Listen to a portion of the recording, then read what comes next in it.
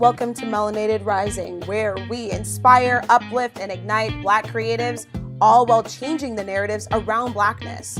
What does it mean to exist Black in this world today with our many intersections? That's exactly what we explore, the challenges, the beauty, and the brilliance. Every episode is a look at what is possible when Black creatives stand in our undeniable power. Welcome back to another episode of Melanated Rising. We are here at episode 21, and it is June, which makes it Pride Month, which I am excited about. And now, before we dive into today's topic, I want to let you know, for you Black creatives out there who are listening, I have a free workbook just for you called Create Your Future Vision. It will take you through my simple process to creating your big future vision and bringing that into your everyday life now so you can get massive momentum towards your goals and towards what you're creating for yourself. It will also give you some insight into some of the deeper fears, doubts, and old conditionings that are actually blocking you from building your big future vision. So it's a great tool. You can get it at kristeniris.com/vision. Again, kristeniris.com/vision. There will be a link in the description. And on to the show. So today is we are talking about pride and claiming all the parts of yourself. Now, pride, gay pride, queer pride, LGBTQIA plus pride is actually has a very significant historical context. And so even though this episode isn't really about pride, but it's about claiming all the parts of yourself, and I'm going to share a little bit of story that has to do with it's connected to pride. I feel like it's really important to share a bit of the history here because a lot of the history has been erased. Honestly, I didn't even know the history until I think a couple of years ago, and so I think it's really important to mention this. So the history of pride was not just this like big celebration. It actually started as a riot, a riot against the police. So the Stonewall riots on June 28th, 1969, which was 50 years ago, police raided the Stonewall Inn, which was in Greenwich Village in New York, and it was a gay bar. And instead of the patrons just getting arrested, they resisted. They fought back, and it started a riot against the police. Now, this riot is credited to be led by Marsha P. Johnson, who was a Black trans woman, and also Sylvia Rivera, who was another trans woman. In a quote from Sylvia Rivera, she said, "This was started by the street queens of that era, which I was part of, Marsha P. Johnson, and many others that are not here." So when we celebrate Pride, we are honoring the work that was started by Black trans women and trans women of color that really ignited the LGBTQ liberation movement 50 years ago. So as you're celebrating, whether you are part of the community, whether you are an advocate, honor and respect that pride, what pride is actually about, and not the like whitewashed rainbow version that erases an entire history that includes a movement that was started by a Black trans woman. So stand for queer lives, for Black queer lives, Black trans lives, all Black lives matter. So now that I have shared some of that history, I want to dive into today's topic, which is linked to pride, because part of the story I'm going to be sharing is linked to pride, but also because pride is all about owning yourself, owning the parts of yourself, and being proud in the parts of who you are. Now, for myself, this last month in particular has been a very interesting time for me. I have felt like there has been a lot of unifying and work on my end, unifying these kind of fragmented parts of myself that I didn't even really realize were fragmented. But it's these separate parts of myself, these different aspects that I was not bringing together in all the areas of my life. And so that part of that had to do with like my martial arts self. Part of that had to do with just different things, and part of that also has to do with my queer Black self as well.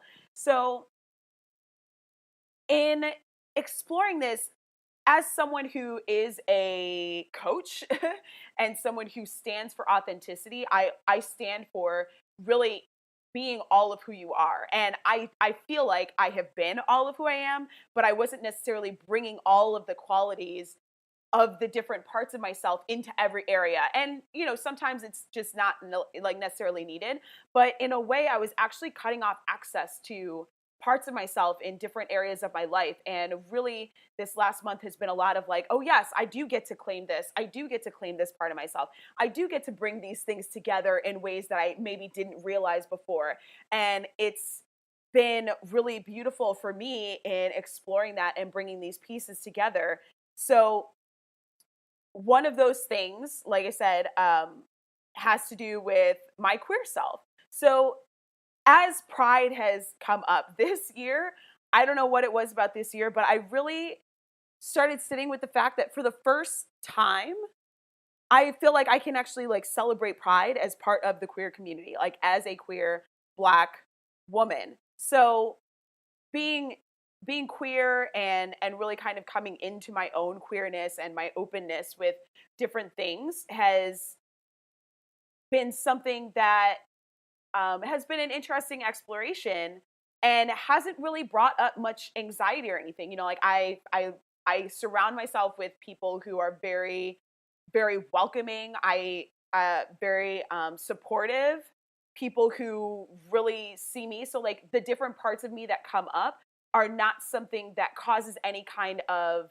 rift or tension or anything like that. So me just being able to, constantly be in a state of discovery and evolution has been beautiful. And not everybody gets that, but it's something that it didn't really cause a lot of tension or anxiety to be like, oh, okay, I am queer. Like I like these things or those things or whatever. But in exploring this and really just kind of like letting myself be who I am and owning the parts of myself, it's not like I've kept anything a secret, but what I am realizing that was surfacing is a feeling a bit of like not enoughness. So I'm going to take it back to a couple days ago when Pride Month started on the 1st, and I made a post that was a pride post that I put on Instagram that said it had actually the new flag. So there's the pride flag, which is everybody thinks of as the rainbow, and now there is someone designed. I don't remember who it was, but someone designed a new flag that is inclusive also of not just it's not just the rainbow, but it also is designed to be inclusive of trans people and also Black and brown individuals as well, because there is a lot of racism also in the LGBTQ community and a lot of misogyny as well. So this new flag it's very inclusive of the many different layers and different intersections within the LGBTQIA plus community. Now, if you want to check it out, you can go to my Instagram and you'll see the post. The flag is it's right there in my feed. My Instagram, instagram.com/Kristen Iris. That's where you can go and see the post. But I said on that post, I had the flag and I wrote proud to be. And then on the bottom, Black, Latina, female, and queer. And when I put it up, or as I honestly, I kind of had to gear up to put it up. And I don't know, I was really frustrated with myself, to be honest, because I don't have any problem with being queer. I don't have a problem with people knowing that I'm queer. But I was like, what is coming up for me? Like, what's happening right now? What's coming up for me? Why am I feeling challenged in posting this? And as I started to dig into it, I realized that it was an element of not enoughness. Like, because I live and have lived a heteronormative life, it's this feeling of like, am I queer enough? Are people going to say I'm not queer enough, even though I know who I am and I know what I like and I know what I'm into?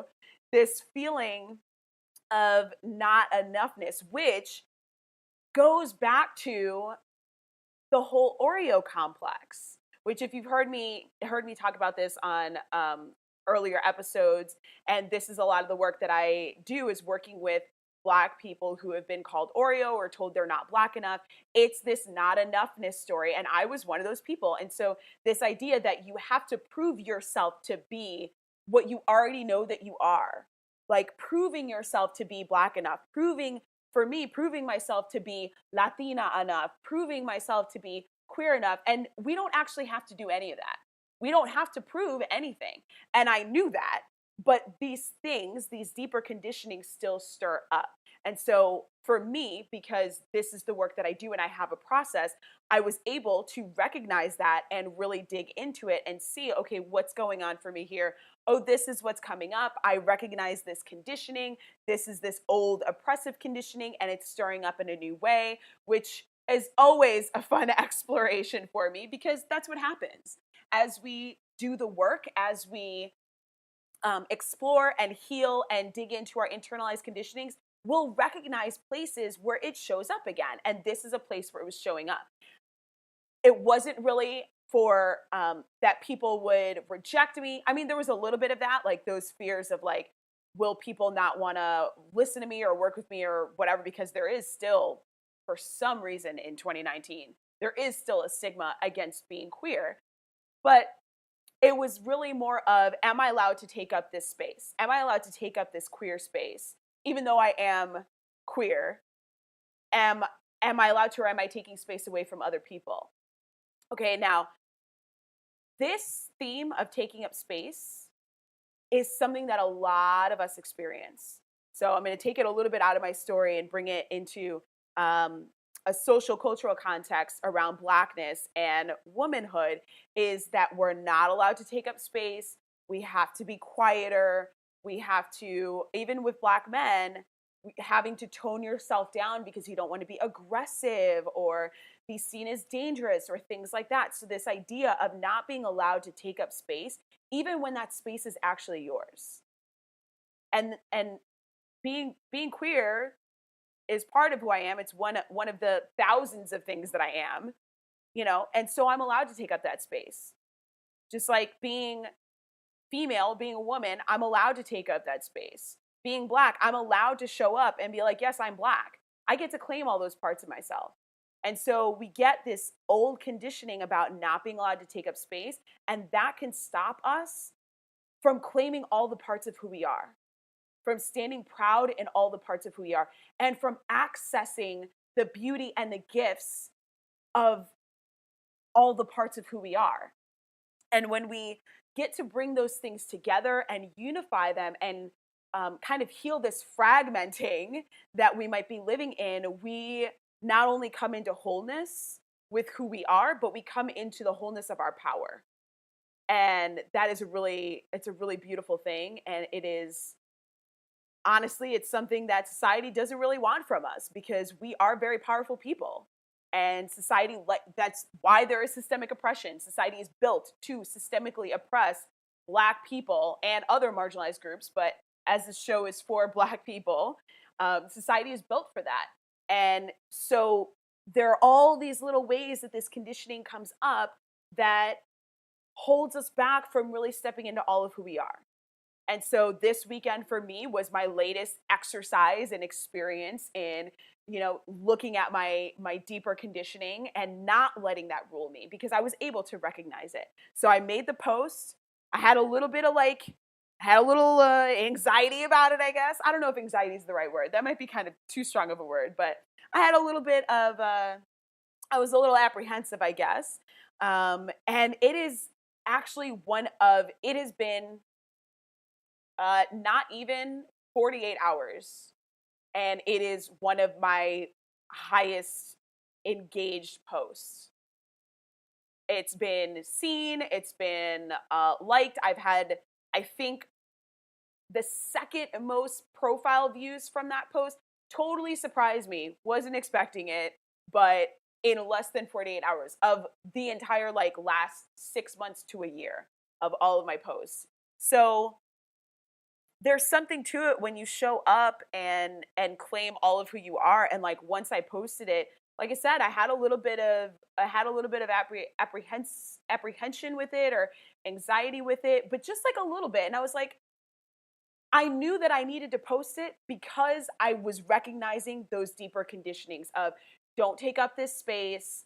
You have to do blah, blah, blah. You have to prove yourself, like this not enoughness. And I was like, oh, no, no, no. I'm not playing that shit today. It is 2019. I don't have time for that. I am going to claim this space. I am going to claim the parts of myself and I'm going to claim them proudly. And I'm going to show up fully because that is my actual right as a human being. I have a right to show up fully and unapologetically as who I am. So when I see that I have these old conditioning that's stirring up, I will do what I can to disrupt the pattern. If the pattern is these things come up and then it keeps me from showing up fully, keeps me from claiming publicly, keeps me from doing X, Y, and Z, now I need to disrupt the pattern. I need to do something, an action that actually disrupts that pattern so that now it creates a change. Now I'm creating a new pattern, or actually really building on a pattern I've already created, which is showing up fully as who I am. Now I'm living into the new pattern that I have chosen by claiming it, by putting the post up, by being proud, by saying, you know what, I don't know who's going to have a problem with it, and I don't care because that's not my business.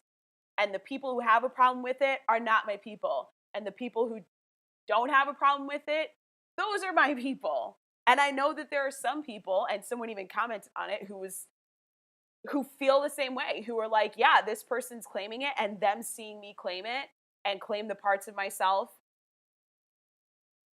they're going to feel something for themselves like, oh, I get to claim X, Y, and Z part of me. I get to claim this part of me. It may not even be the queer part. It might be something else. But they get to see that and say, oh, I get to claim all of who I am. And I get to celebrate all of who I am. Let me do that. So it's a pattern disrupt that happens, or that happened for me. And that's a big part of what I do when I work with clients is let's look at what's the deeper crap going on for you.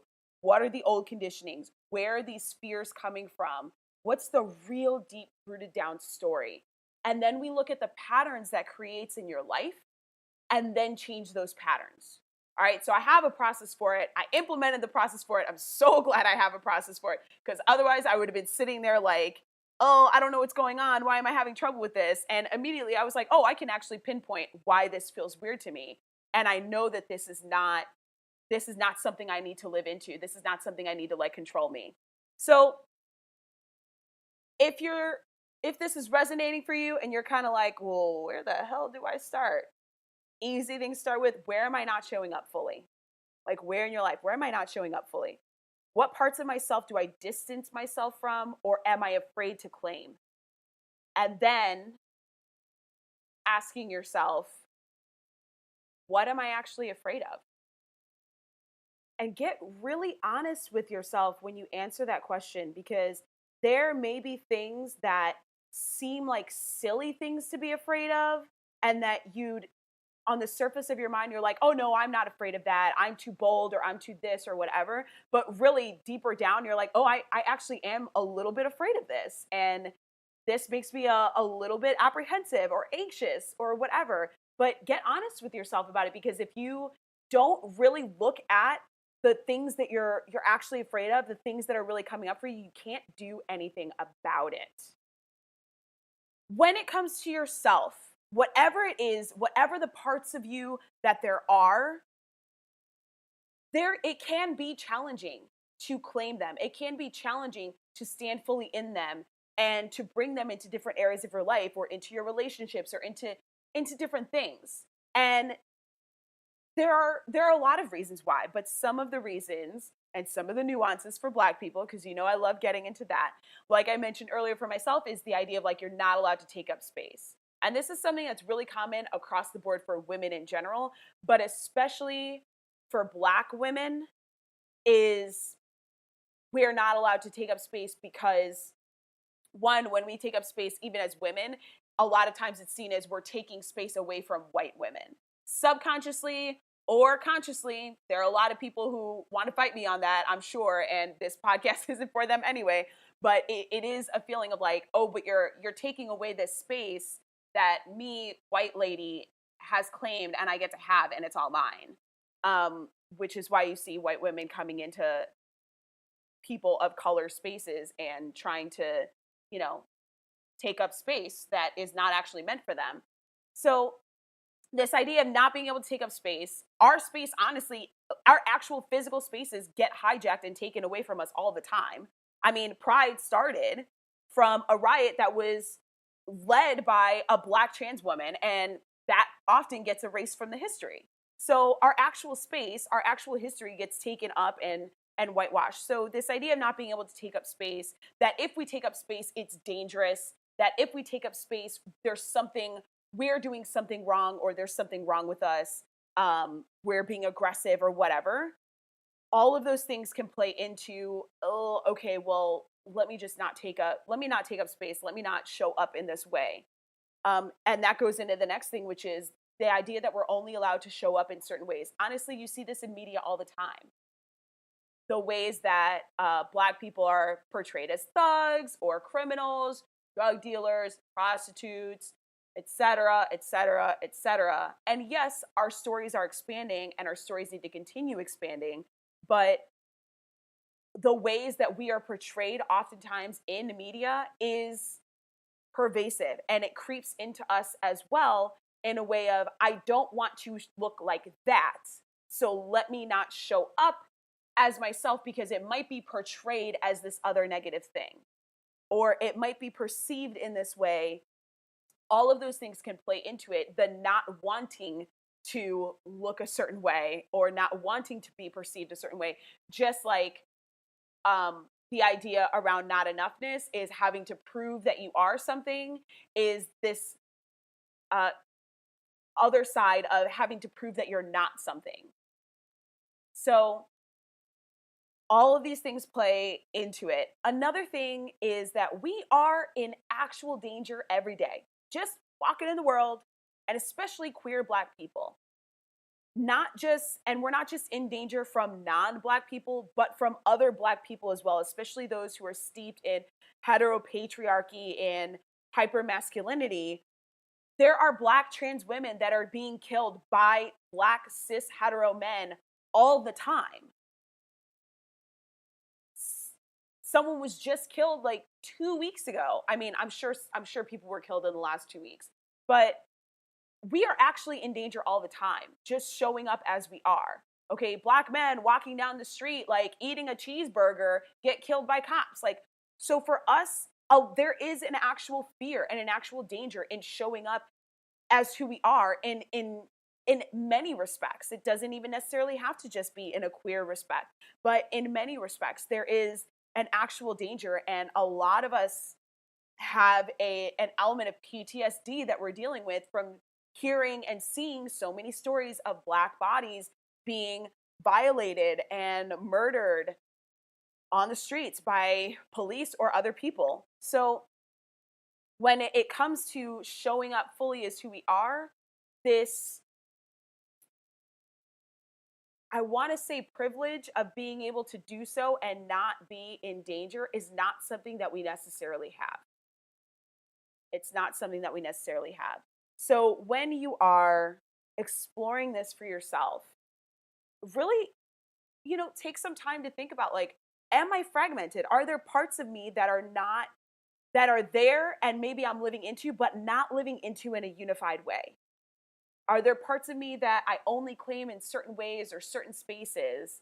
And some things to ask yourself when you're looking at this, if you're seeing parts of yourself um, being kind of separated, is, well, before we get to the questions, is one, understand that people love putting us in boxes. It's like people love putting you in categories and boxes because it gives them an idea of how they think they should operate and engage with you, which all plays into their own biases and their own prejudgments about what a kind of person is.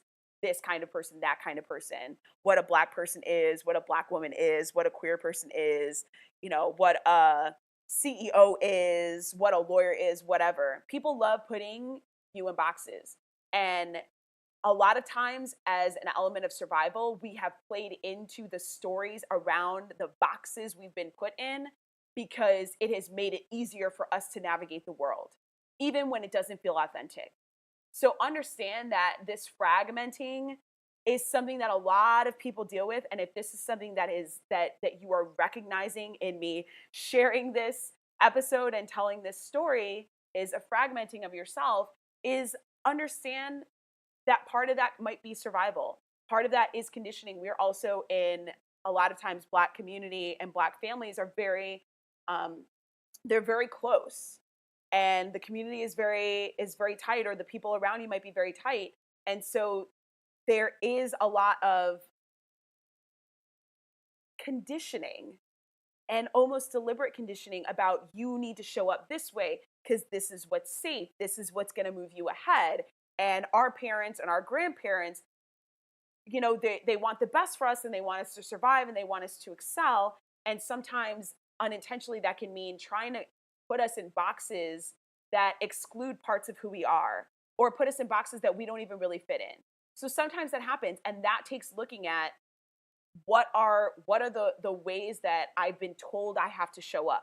What are the ways I've been told I'm allowed to show up? What are the ways I've been told I'm not allowed to show up? So these are all things that you can ask. And then as you're exploring this, looking at what boxes have I been shoved into? What boxes have I closed myself off to, even though those are part of myself? And I'm a big fan of like just blowing up all the boxes and letting it all be a big mush in the middle, because that's what we are. We are a mixture of so many different things.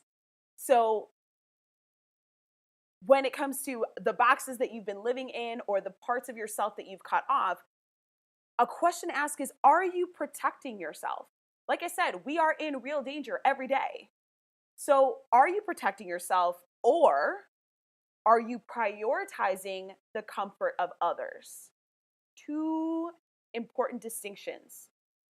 I'm protecting myself because I don't feel safe, I'm in actual danger, or, well, this makes these people more comfortable, so I'm going to operate in this way.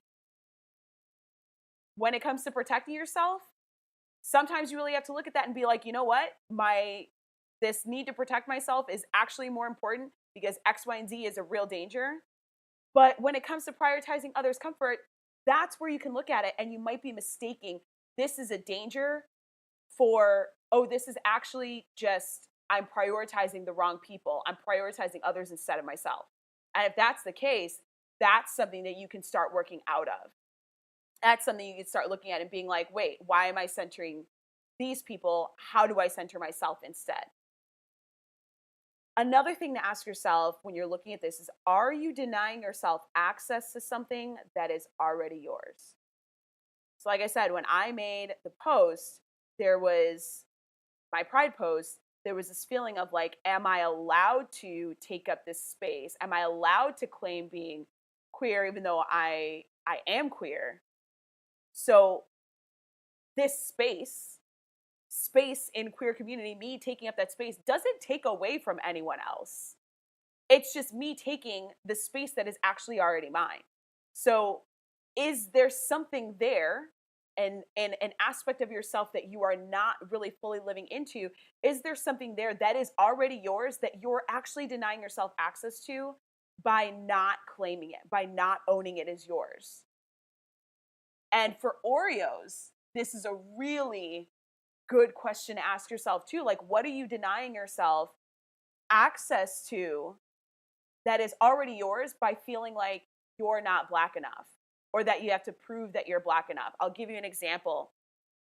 I had talked to someone online. I actually don't remember who it was, because it was probably a couple of people that I had this kind of a similar conversation with, where they had wanted to speak up about certain things, or they wanted to speak on behalf of Black people. This is a Black person, but felt like they weren't allowed to. Felt like, well, I don't know, can I really say this? Like, is it really my place because I'm Black, but people have said this, and they've said that I talk white, or I came from a predominantly white area, or I went to a predominantly white school, or, so maybe I don't understand their experience. And in that way, they were actually silencing their voice about issues that were important to them because they are also Black. So they were denying themselves access to their own voice. They were denying themselves access to their own power to say something and create a change because they were stuck in this idea that they weren't Black enough. So there's a lot of power in owning all the parts of who you are and stepping into all the parts of who you are. Now, the last thing I want to say about this and about owning the parts of who you are and why it can be challenging is that there is often a lot of internalized self-hatred against the parts of who we are. Okay, that's why you have a lot of people who are homophobic and don't like gay people. It's because they have a fear. There's something in them. It doesn't mean that they're gay. It might just be that they're afraid of like their own sexuality. But there are people, like there are self-hating Black people. There are self-hating queer people. There is a lot of that internalized conditioning and deep-rooted self-hatred that might be coming up as well. And that can be really scary to face. And it can, this is something that can be really dangerous for people in themselves. Like there are people who kill themselves because they can't accept who they are. So as you are exploring this, something to look at for yourself as well is, are there parts of myself that I'm hating? Like, why do I have such a resistance? And you're going to know, you're going to feel it. As you start really inquiring about this, a lot of times we'll shut things away, but when you really start inquiring into yourself, you will feel something here makes me feel really uncomfortable or weird, or might even make you feel a little bit sick because it's something you are trying so hard not to look at. And if you're getting that feeling, it means that you need to look at it. And part of what may be making you feel so resistant or sick or angry or whatever other feelings might be coming up, it might be an element of self-hatred and or a hatred of a part of who you are. And that is something that needs healing, and it needs nurturing, and it needs care. So take care of yourself through this process, but understand that owning all of who you are, showing up fully as who you are, these are things that are challenging and more complex than we might think on the surface, which is why I wanted to do this episode to talk about it and to explore, how do you start owning all the parts of you? How do you stand in pride in all the parts of you? And what are some of the challenges to that you may not see? Because you might be sitting here thinking, oh yeah, I know exactly who I am, and I'm this and I'm that, and I own all the parts of myself. But really you're secretly kind of like shoving this other part of you to the side, or hiding it completely, or completely silencing it and not actually acknowledging that. So this takes work, guys. It takes deep work, and I encourage you to do it. Do the work. It is not only going to benefit you and help you to show up more fully in your life, but it'll benefit your relationships. It'll benefit the work that you're doing. It'll benefit everything that you are putting into the world. So before you go, thank you, first of all, for listening to this episode. Before you go, just a reminder to go get my free workbook for Black creatives, Create Your Future Vision, at kristeniris.com/vision. And if you enjoyed this show, please make sure that you subscribe so you get new episodes, and also rate and review in iTunes, because it is the best way to help others find us and get this show out to more ears. Now, if you'd like to help support this podcast and support the production of this podcast, I invite you and encourage you, and would be so grateful to you if you went and joined my Patreon page at patreon.com/melanatedrising. Again, there will be a link in the description. Thank you so much for tuning in to this episode of Melanated Rising. Always remember to stand in your Black creative power.